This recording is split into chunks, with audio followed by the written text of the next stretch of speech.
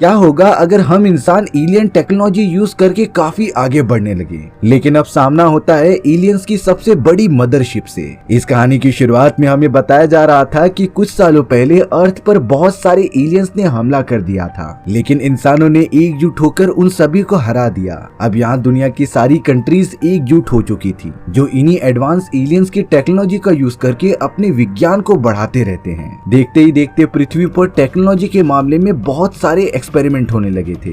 इसमें तो हम इंसानों को पूरी कामयाबी भी मिल चुकी होती है। अंतरिक्ष के अंदर तो एक यूनिवर्सल डिफेंस सिस्टम बना दिया गया था जो पूरे अर्थ और मून को प्रोटेक्ट करेगा। अब हमें वही मून पर यूनिवर्सल डिफेंस हेडक्वार्टर दिखाया जाता है, जहां पर कुछ एस्ट्रोनॉट्स अपने प्रोटोकॉल फॉलो कर रहे थे। तभी कुछ गड़बड़ी होने के कारण एक बहुत ही बड़ी लेजर नीचे गिरने वाली होती है, और अगर ये हेडक्वार्टर के ऊपर गिर गई तब इंसानों का बहुत ही ज्यादा नुकसान हो सकता था। लेकिन जैक और चार्ली नाम के दो बहादुर एस्ट्रोनॉट्स ने मिलकर इस प्रॉब्लम को जल्द से जल्द सॉल्व कर दिया। उन दोनों ने ना ही लेजर बीम को जमीन पर गिरने से बचाया, साथ ही साथ उसे अपनी सही पोजीशन पर भी रख दिया। अब हमें डेविड नाम का एक वैज्ञानिक दिखाया जाता है, जो उस जगह पर आया था जहां कई साल पहले एलियंस ने हमला किया होता है। दरअसल पृथ्वी पर जब एलियंस की बहुत सारी स्पेसशिप आ चुकी थी, तब एलियंस ने इस जगह पर एकदम छुपते छुपाते हुए काफी बड़ी चीज भेज दी होती है, जो धरती के अंदर खुदाई करके सारे मिनरल्स और रिसोर्सेस अपने अंदर एब्जॉर्ब कर रही होती है। लेकिन उस समय एलियन की स्पेसशिप डिस्ट्रॉय होने के कारण ये मशीन भी एकदम से रुक गई, और तब से ये यहीं पर पड़ी है। डेविड अपनी पूरी टीम के साथ इन सारी चीजों का बड़े अच्छे से जांच कर रहा था। डेविड वहां के मिलिट्री कर्नल के साथ उस बड़े से स्पेसशिप के अंदर चला गया था। डेविड को बताया जा रहा था कि कुछ ही दिनों पहले स्पेसशिप के अंदर के कुछ पार्ट्स एक्टिवेट होने लगे थे। जब डेविड उन पार्ट्स को थोड़ा सा छू कर देखता है, तब होलोग्राम की मदद से वहाँ सोलर सिस्टम का एक मैप बन गया था। उस सोलर सिस्टम में हमारी पृथ्वी के चारों तरफ एक लाल कलर की परत दिखाई देती है। आखिर ये क्या चीज थी, इसका डेविड को भी कुछ अंदाजा नहीं होता,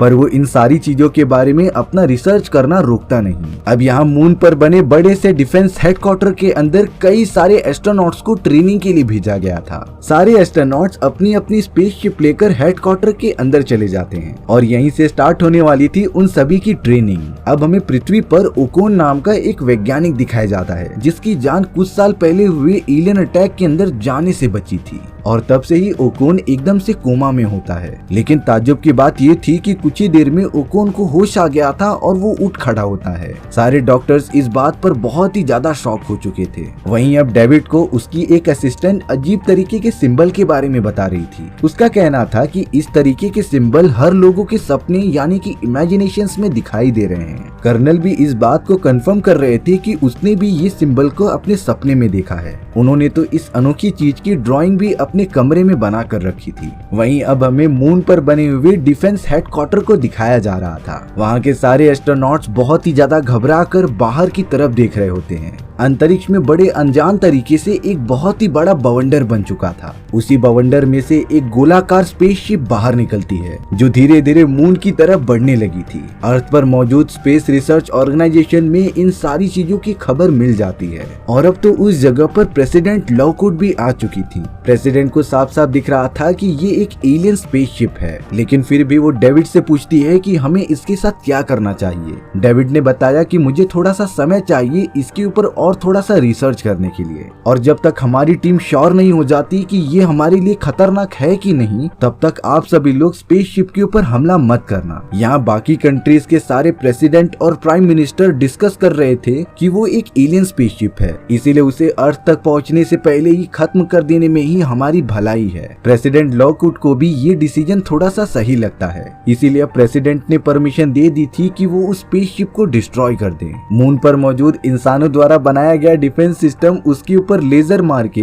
स्पेसशिप को धाराशाही कर देता है। जब ये बात डेविड को पता चली तब वो थोड़ा सा गुस्सा हो गया था, क्योंकि उसके मना करने के बावजूद भी उन लोगों ने स्पेसशिप को मार गिराया। डेविड ने डिसाइड किया कि वो जैक और चार्ली के साथ जाकर उस डिस्ट्रॉय हुए स्पेसशिप की जांच करेगा। देखते ही देखते बहुत ही कम समय में वो तीनों मून की सरफेस पर पहुंच जाते हैं। पास जाके देखने पर वो स्पेसशिप पूरी तरीके से खाली दिखाई दे रही थी, लेकिन असली खतरा तो अब आने वाला था। डेविड, चार्ली और जैक अंतरिक्ष की तरफ देखते हैं कि एक बहुत ही बड़ी एलियन स्पेसशिप लगातार उनकी तरफ बढ़ रही है। ये स्पेसशिप कई साल पहले हुए एलियन की स्पेसशिप से कई ज्यादा बड़ी होती है, जो लगातार चंद्रमा के डिफेंस सिस्टम की तरफ बढ़ती जा रही थी। चार्ली, जैक और डेविड जल्द से जल्द अपनी स्पेसशिप लेकर वहाँ से उड़ चले थे, लेकिन उस बड़ी सी एलियन स्पेसशिप के पास खुद की ग्रेविटेशनल फोर्स होती है, जिससे कि डेविड, जैक और चार्ली की स्पेसशिप उस बड़ी सी स्पेसशिप के अंदर फंस चुकी थी और अब यहाँ विशालकाय एलियन स्पेसशिप लगातार पृथ्वी की तरफ बढ़ते जा रही थी।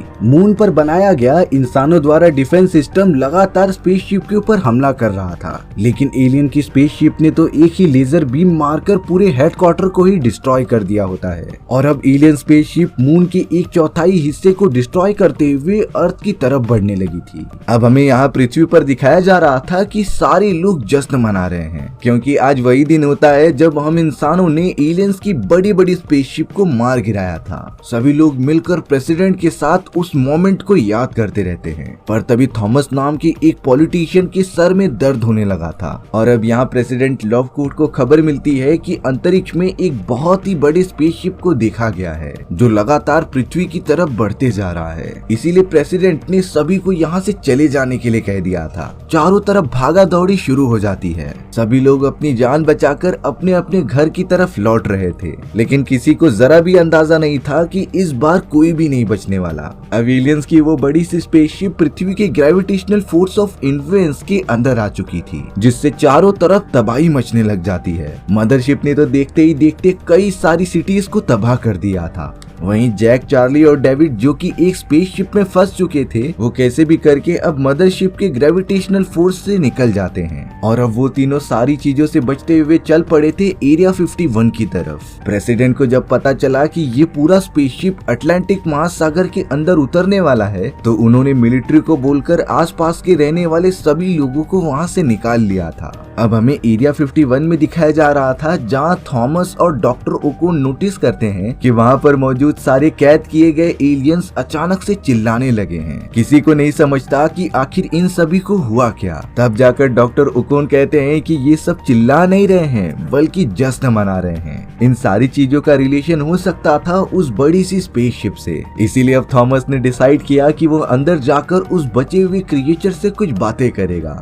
थॉमस ने तो अपने आप को एलियन के साथ चैम्बर के अंदर बंद कर दिया होता है। लकीली उस जगह पर डेविड, जैक और चार्ली भी पहुंच जाते हैं। चैम्बर में मौजूद उस खतरनाक एलियन ने तो थॉमस का गला पकड़ लिया था और थॉमस को कंट्रोल करके ये बुलवा रहा था कि हमारी रानी आ चुकी है और अब तुम सभी को मरने से कोई भी नहीं रोक सकता। ये सुनने के बाद थॉमस को बचाने के लिए बाकी सारे लोग उस एलियन पर हमला करने लगे थे। कर्नल तो डायरेक्टली अपने 2 धारदार तलवार लेकर उस एलियन की बॉडी में घुसा देता है, जिससे कि अब वो एलियन मर चुका था। थॉमस की जान जाने से तो बाल बाल बच गई थी। अब यहाँ डेविड अपनी पूरी टीम के साथ एलियन शिप को एनालाइज करता है। उस एलियन की बात गौर करने पर डेविड को पता चल चुका था कि स्पेसशिप के अंदर उन सभी एलियंस की रानी मौजूद है, जो एक तरीके से सभी को कमांड दे रही थी कि उन्हें क्या करना है। डेविड अपनी टीम से कह रहा था कि अगर हम सब रानी को मारने में कामयाब हो गए, तब शायद बाकी एलियंस भी आउट ऑफ कंट्रोल होकर खत्म हो जाएंगे। लेकिन ये काम पहले से बहुत ही ज्यादा खतरनाक था। एलियन स्पेसशिप पृथ्वी पर आने की वजह से सालों से पड़ा हुआ एलियंस का वो एडवांस खोदने वाला डिवाइस अचानक एक्टिवेट हो जाता है, जो लगातार पृथ्वी की जमीन के अंदर खुदाई करने लगा था। दरअसल एलियंस की ये एडवांस मशीन पृथ्वी के कोर को हासिल करना चाहती थी और अगर ऐसा हुआ तो पृथ्वी की सारी ग्रेविटेशनल फील्ड्स खत्म हो जाएंगी। तब जाकर पृथ्वी का ना तो कोई वातावरण होगा और ना ही ग्रेविटेशनल फोर्स, यानी कि एक तरीके से पूरी इंसानियत प्रजाति खत्म होने की कगार पर आ जाएगी। इसीलिए अब सारी प्रॉब्लम्स एक साथ सॉल्व करने के लिए उन्हें कैसे भी करके एलियंस की रानी को खत्म करना होगा। अब इन सारी चीजों को मद्देनजर रखते हुए डेविड और मिलिट्री कर्नल के परमिशन पर बहुत सारे सोल्जर्स अपने एडवांस फाइटिंग जेट्स को लेकर निकल पड़े थे मदरशिप की तरफ। उन्हें कैसे भी करके मदरशिप को डिस्ट्रॉय करना था। सोल्जर्स के ग्रुप में जैक और चार्ली भी शामिल होते हैं। फाइटिंग जेट्स के अंदर बहुत सारे खतरनाक बॉम्ब भी रखे हुए थे जो स्पेसशिप को डिस्ट्रॉय कर सकते हैं, लेकिन मदरशिप के थोड़ा और पास जाते ही सारे सोल्जर्स पर लेजर बीम से हमला होने लगा था। छोटे छोटे स्पेसशिप बाहर निकलकर सारे सोल्जर्स को मारने लगे थे। मदरशिप के अंदर जाने का तो कोई रास्ता ही नहीं दिख रहा था, लेकिन जैक और चार्ली की टीम इतनी सारी चीजें होने के बावजूद भी स्पेसशिप के अंदर चली गई थी। ताज्जुब की बात ये थी कि अंदर जाने पे उनके ऊपर कोई भी एलियंस हमला नहीं कर रहे थे और अब वो सब अपनी सारी रिपोर्टिंग एरिया 51 में ट्रांसफर करते रहते हैं। तभी यहाँ थॉमस जो हॉस्पिटल में मौजूद था उसे कुछ अजीब से विजन्स आते हैं, जो होश में आकर अपनी बेटी को बताने लगा था कि रानी को सब कुछ पता है और अब जैक और चार्ली की टीम बहुत ही ज्यादा खतरे में है। जब तक थॉमस की ये बात एरिया 51 वालों के पास पहुंचती तब तक मदरशिप में मौजूद रानी ने उन सभी पर हमला कर दिया था। वहाँ पर तो एक ऐसी खतरनाक रेडिएशन निकलती है जिससे कि जैक, चार्ली और उसकी पूरी टीम के फाइटिंग जेट्स उड़ना बंद कर दे रहे थे। फाइटिंग जेट्स लगातार जमीन पर गिरकर डिस्ट्रॉय हो जा रहे थे। हालांकि कई सोल्जर्स ने फाइटिंग जेट के अंदर रखे बॉम्ब को डिस्ट्रॉय भी कर दिया था, लेकिन रानी ने स्पेसशिप के अंदर से भी प्रोटेक्शन वॉल लगा दी थी जिससे मदर स्पेसशिप को जरा भी नुकसान नहीं होता। जैक और चार्ली की टीम अब पूरी तरीके से फंस चुकी थी। अब हमें व्हाइट हाउस की तरफ दिखाया गया जहाँ सारे पॉलिटिशियंस और प्रेसिडेंट मौजूद थे। कुछ ही देर में वहाँ एलियंस की छोटी छोटी स्पेसशिप आ गई थी और अब वो खतरनाक एलियंस व्हाइट हाउस में उतरकर सभी को मारने लग जाते हैं। एलियंस ने तो पॉलिटिशियंस के साथ साथ प्रेसिडेंट को भी नहीं छोड़ा और अब प्रेसिडेंट के मरने के बाद डिफेंस मिनिस्टर डेलेन को नया प्रेसिडेंट अपॉइंट कर दिया जाता है, जो तुरंत एरिया 51 में आ गए थे इस प्रॉब्लम को सॉल्व करने के लिए। अब थॉमस भी थोड़ा सा बेटर फील करता है और बाकी मिलिट्री वालों के पास आ जाता है। थॉमस डेविड और मिलिट्री वालों से कह रहा होता है कि पिछली बार जब हम पर एलियंस का हमला हुआ था तब हमने एकजुट होकर उन सारे एलियंस को हरा दिया था और अब तो हम सब पहले से ही एकजुट हो चुके हैं, इसीलिए हमें प्रॉपर प्लान बनाकर मदरशिप के ऊपर फिर से हमला करना होगा, क्योंकि अगर हमने जल्दी नहीं की तब हम अपनी पृथ्वी को खो देंगे। वहीं अब डॉक्टर ओकोन ने लेबोरेटरी के अंदर उस डिस्ट्रॉय हुई स्पेसशिप को ओपन कर दिया था, जो कि शुरुआत में ही उन लोगों ने मून पर हमला करके खराब कर दी होती है। स्पेसशिप को काटने के बाद उसके अंदर से व्हाइट कलर का बड़ा सा गोला बाहर निकल आता है। ये बड़ा सा गोला क्या करता था किसी को भी नहीं आइडिया था। डॉक्टर ओकोन इसे एक्टिवेट करने की कोशिश कर रहे थे, लेकिन इसका कुछ फायदा नहीं होता। थोड़ी देर बाद डॉक्टर ओकोन का एक असिस्टेंट जब उस व्हाइट गोले को टच करता है तभी अचानक उसके दोनों हाथ अंदर जाने लगे थे और अब जाकर वो व्हाइट गोला एक्टिवेट हो जाता है। उसके अंदर से आवाज आ रही थी कि मैं तुम्हारी मदद करने आई हूँ।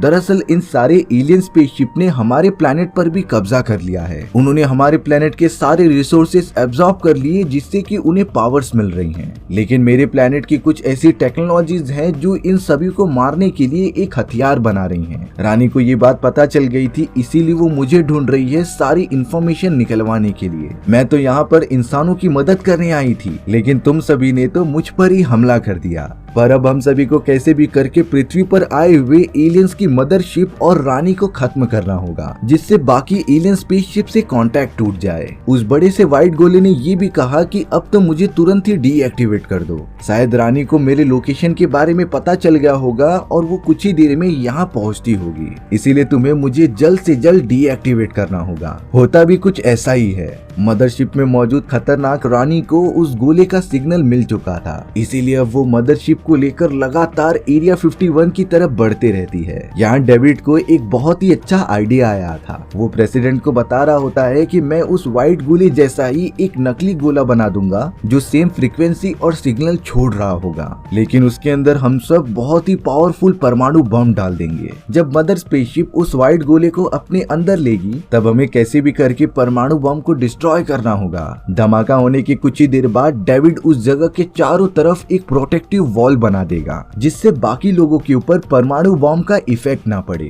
प्रेसिडेंट को डेविड का ये प्लान काफी अच्छा लगता है, इसीलिए उन्होंने डेविड को परमिशन दे दी थी। सारे मिलिट्री फोर्सेस अपने इस खतरनाक मिशन के लिए इकट्ठा होने लग जाते हैं। थॉमस ने भी इस मिशन के अंदर शामिल होने का डिसीजन ले लिया था। हालांकि वो सब परमाणु बम को ऑटोमेटिकली एक्टिवेट नहीं कर सकते थे, लेकिन अब यहाँ एक प्रॉब्लम थी। एलियन स्पेसशिप ने सारे सैटेलाइट सिस्टम को खराब कर दिया था, जिससे कि वो परमाणु बम को ऑटोमेटिकली कंट्रोल नहीं कर पा रहे थे। यानी इसका साफ साफ मतलब ये होता है कि अब उन्हें परमाणु बम को मैन्युअली कंट्रोल करना होगा। जो भी परमाणु बम को स्पेसशिप के अंदर लेकर जाएगा उसे अपनी कुर्बानी देनी ही पड़ेगी। बहुत ज्यादा सोचने के बाद थॉमस आगे आता है इस मुश्किल काम को करने के लिए। डेविड तो अपने बहुत सारे सोल्जर्स के साथ चला गया था रेगिस्तान में वो प्रोटेक्टिव शील्ड बनाने के लिए। प्रेसिडेंट बता रहे होते हैं कि 9 मिनट के अंदर वो एलियन स्पेसशिप यहाँ पर पहुंच जाएगी और करीबन आधे घंटे में वो एलियंस की मशीन पृथ्वी के कोर को हासिल करके अपने अंदर एब्जॉर्ब कर लेगी।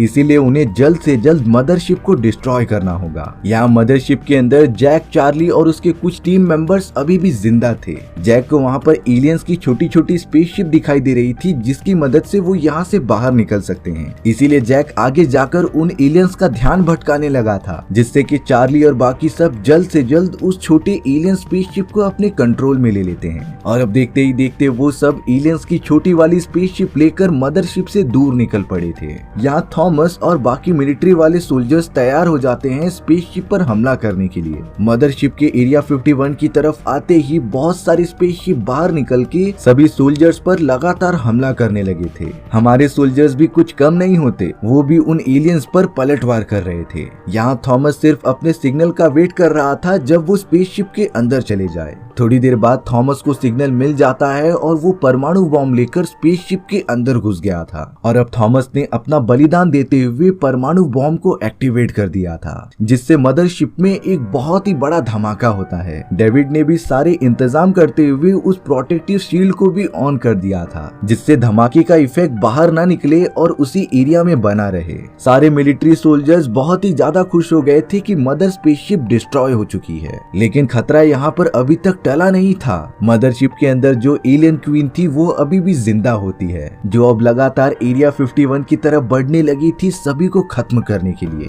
हालांकि सोल्जर्स लेजर बीम से रानी पर लगातार हमला करते ही जा रहे थे, लेकिन रानी ने तो अपने बॉडी के चारों तरफ प्रोटेक्टिव शील्ड बना ली होती है, जिससे किसी भी वार का उसके ऊपर कुछ फर्क नहीं पड़ रहा था। जैक की टीम से पैट्रिशिया नाम की एक सोल्जर तो लगातार अपने फाइटिंग जेट्स की मदद से रानी के कवच पर हमला करने लगी थी। इतने ज्यादा और लगातार हमले के बाद रानी का कवच अब कमजोर हो चुका था, लेकिन पैट्रिशिया जैसे ही वहां से निकलती, रानी ने अपने बड़े से टेंटिकल की मदद से उसके फाइटिंग जेट को डिस्ट्रॉय कर दिया था। पैट्रिशिया तो जल्द से जल्द पैराशूट की मदद से कूद जाती है, पर अब एलियन क्वीन उसे मारने के लिए लगातार आगे बढ़ रही थी। सही समय पर जैक और चार्ली अपने एलियन शिप लेकर वहां आ जाते हैं, जिन्होंने क्वीन के ऊपर हमला करना भी स्टार्ट कर दिया था। क्वीन के सर पर लगा हुआ प्रोटेक्टिव हेलमेट भी टूट जाता है, जिससे कि शायद अब क्वीन थोड़ी सी कमजोर हो चुकी थी। वहीं अब हमें दिखाया जा रहा था कि एरिया 51 में मौजूद बाकी सारे एलियंस आजाद हो चुके हैं, जो अब लगातार उसी व्हाइट गोले की तरफ बढ़ रहे थे।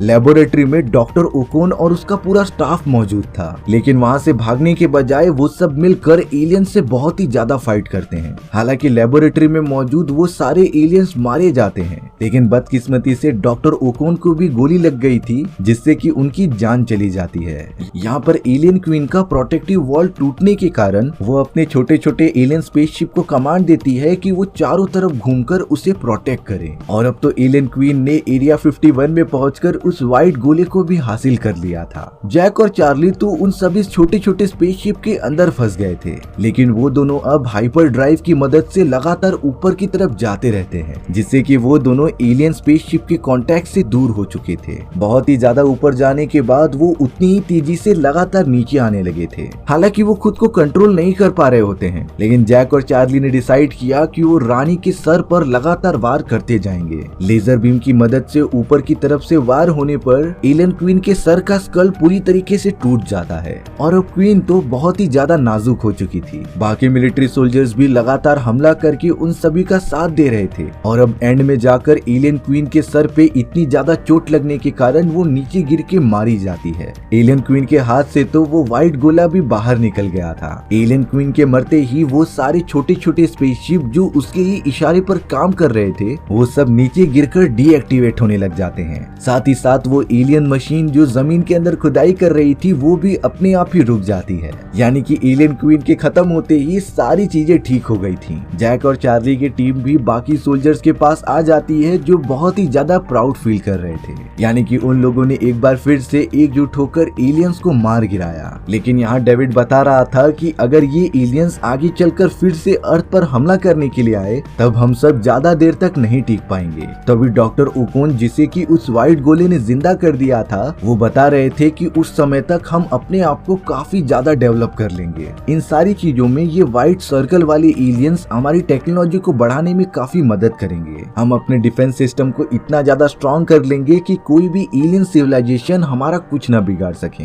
और इसी फ्यूचर विजन के साथ हमारी कहानी यहीं पर खत्म हो गई थी। सो व्यूअर्स, आपको ये स्टोरी कैसी लगी कमेंट सेक्शन में बताना भूलना मत। और अगर आपको मेरा एक्सप्लेनेशन 1% भी अच्छा लगा होगा ना, तो वीडियो को लाइक एंड चैनल को सब्सक्राइब जरूर कर देना। मिलते हैं इसी तरीके की मजेदार कहानियों में, तब तक के लिए बाय बाय।